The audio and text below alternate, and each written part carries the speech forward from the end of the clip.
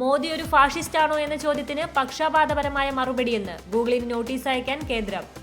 ലോക്സഭാ തെരഞ്ഞെടുപ്പ് പ്രഖ്യാപനം മാർച്ച് പകുതിയോടെ. കേന്ദ്ര സർവകലാശാല ലൈംഗികാതിക്രമം നന്നായി പെരുമാറാൻ ഉപദേശം, അധ്യാപകനെ തിരിച്ചെടുത്തു. വാടക ഗർഭധാരണ നിയമം പുതുക്കി, ഇനി അണ്ടമോ ബീജമോ പുറത്തുനിന്ന് സ്വീകരിക്കാം. മധുര ഷാഹി ഈദ്ഗാഹ് കേസ് വാദം 29-ന്.